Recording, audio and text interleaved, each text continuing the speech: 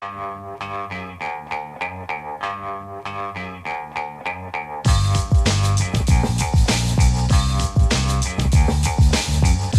Lehrer on WNYC. Now we'll talk about the movement to unify the world through a global second language. The language is called Esperanto. Maybe some of you even speak it already. We'll invite you to call in and say something in Esperanto if you do. One way into this topic is through the World Cup, being watched by fans from all over the globe. The shared enthusiasm for soccer is a hopeful reminder that some things can unite people from all different backgrounds, especially at a time when communicating across divides can seem harder than ever, right? But what if there was a universal language, other than soccer, that could connect people across the world and let them communicate freely and equally, no matter their native language? Sounds utopian, right? And no, we're not talking about emojis. Maybe you've heard of Esperanto. It's a constructed language that was created in the late 19th century by a Polish-Jewish ophthalmologist named L.L. Zamenhof.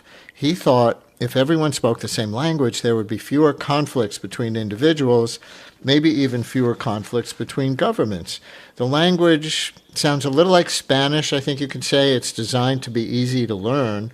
It's even available to learn on Duolingo, though it hasn't stuck around as prominently as its creator might have hoped. Enthusiasts still exist today. In her recent article in Harper's titled Love Language, journalist Katie Thornton went to the Czech Republic to report on an annual gathering of Esperanto speakers and even learned some of the language herself. She's here to talk about what speaking Esperanto might mean to the world and does already mean to some people. Hey, Katie, welcome back to WNYC. Hi, Brian. Thanks. Nice to talk with you. And listeners, can you speak Esperanto, or have you ever tried to learn? Call in and say something, anything that the FCC will allow, in Esperanto if you can. 212-433 WNYC, 212-433-9692. I guess you could text us also, but in that case, include a translation. So, Katie, I know you from some of your other, very relevant to the moment reporting. What got you interested in Esperanto? Yeah, thanks, Brian. So, I like many people, learned about Esperanto, this constructed language back when I was a teenager.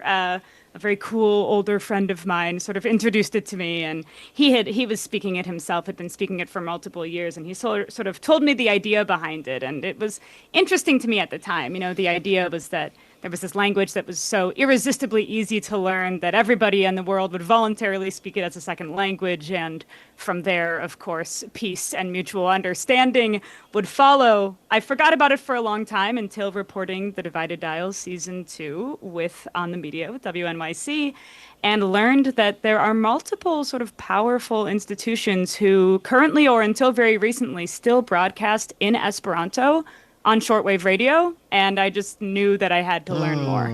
Oh, so it actually came out of your amazing series with On the Media, The Divided Dial, because you heard Esperanto on shortwave? It does indeed, yes. I learned that the Chinese national government and until very recently the Catholic Church both still broadcast on shortwave in Esperanto, and that really piqued my interest. I had to know what was going on in this world.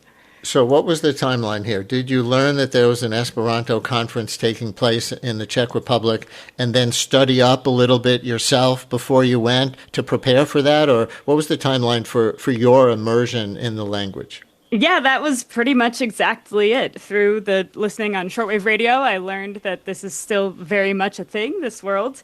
And I ended up getting a grant from NYU, the Matthew Power Literary Reporting Award, to spend some time learning the language and go to this annual Congress. It was the 110th Annual World Esperanto Congress. It's been held all over the world. This year it was in the Czech Republic, or last year, I suppose, was in the Czech Republic. And I was able to study up on Duolingo and go to the Congress last summer. So would you say something in Esperanto for us? Sure. I mean, of course, I think many people may know saluton is hello. I know for me, I have a tendency to panic when I am confronted with real world conversations, especially after learning Esperanto only on Duolingo. And so I had some go-to lines going into the Congress. I would sort of repeat to myself and to others, mi estas comenzanto, bonvolu paroli malrapide. You know, I'm a beginner. Please speak a little bit more slowly. Things like that. Let's take a call from Tom in Manhattan, who I think told our screener that he's an Esperantist. Hi, Tom. You're on WNYC. Is that a word, Esperantist? Somebody who speaks that language? Yes, saluton. Mi parolas Saluton. Esperanton. Kai, yes, Esperantist is an English word also. Means a Yes. person who speaks Esperanto. Yes. And what made you learn the language in the first place in your case? Well, interesting. I was always interested in foreign languages, and I had seen an Esperanto book in my high school library, but I never bothered with it. And then in 1987, which was the 100th anniversary of Esperanto, I saw they were giving a course in Esperanto, a free course in the old Stuyvesant High School. So I took it, and after a couple of years, I actually became the teacher. Ah, so was your goal just to learn another language, or was there some broader kind of, if only everybody in all the different countries could communicate in the same language, the world would be a better place aspect of it for you? I think the latter, actually. I mean, I'm actually a linguist, and I teach linguistics.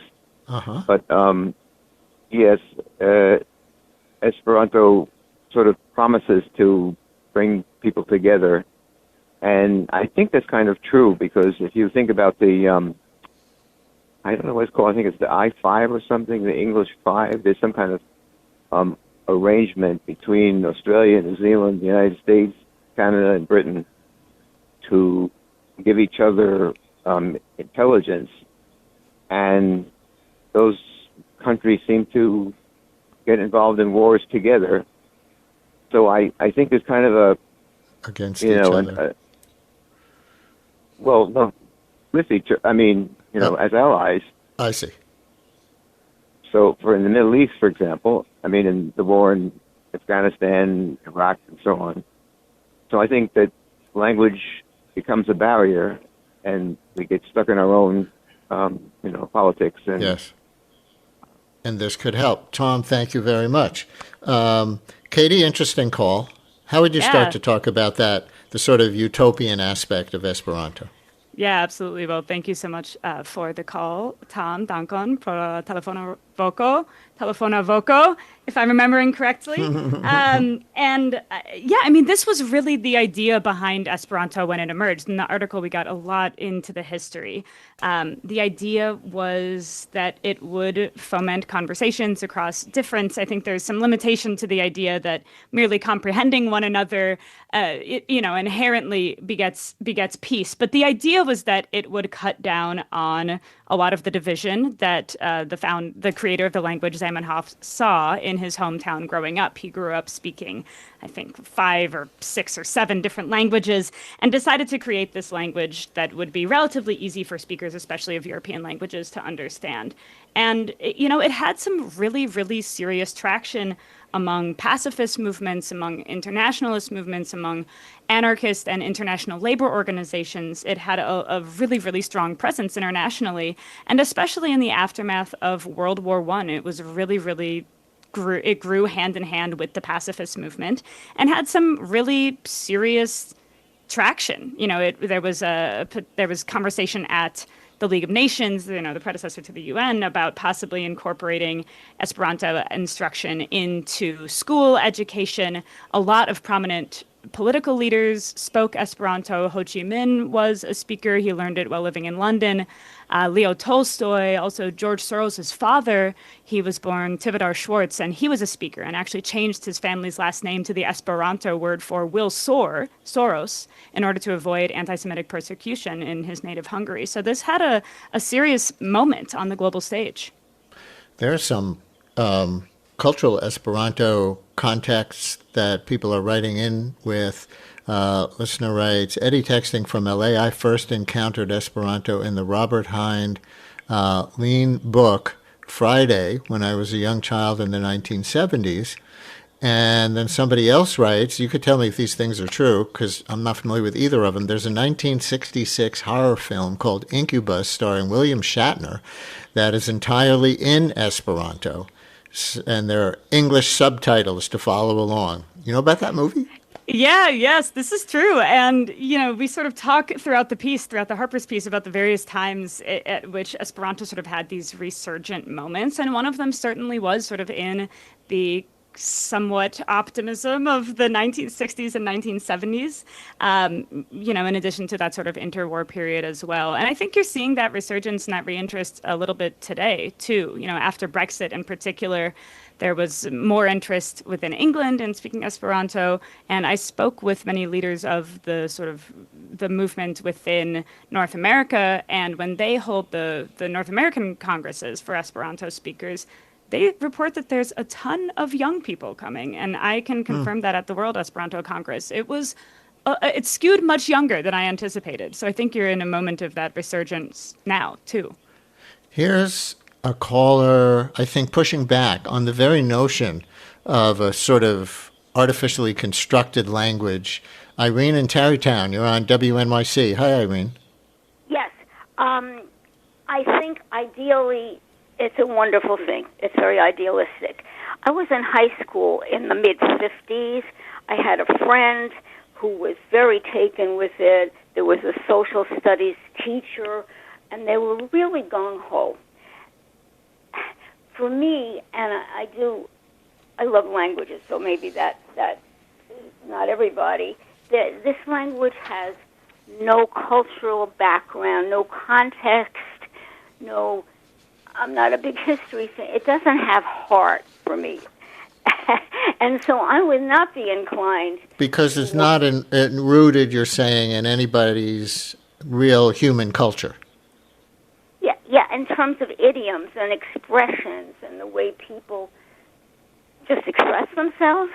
The other thing is, and I'm not sure about this, but I think Esperanto is largely based on European, maybe Romance language roots, and where does that leave people with other alphabets? Right. Fair question, and we're almost out of time, Katie, but that makes it kind of Westernist rather than really globalist if you look at it that way. Certainly, and this is a critique that I think is often sort of levied against Esperanto, and I think a fair one. But I should note that it does have a lot of speakers in non-Western parts of the world, across Asia, across Africa. There's a lot of speakers today. And, I think that Esperanto as a constructed language, of course, it evolved very differently and evolves very differently than a lot of our natural languages.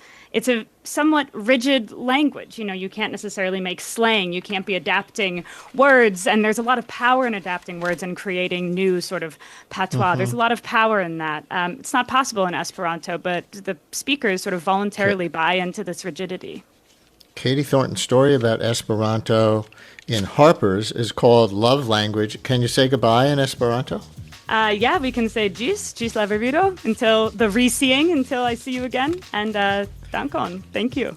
And until I hear you again, Katie Thornton. The Brian Lehrer Show is produced by Lisa Allison, Mary Croak, Amina Cerna, Carl Boisrond, and Esperanza Rosenbaum. Our intern this summer is Mariana Schultz, who helped with that Esperanto prep. Juliana Fonda, Amber Bruce, and Milton Ruiz at the audio controls. Stay tuned for all of it.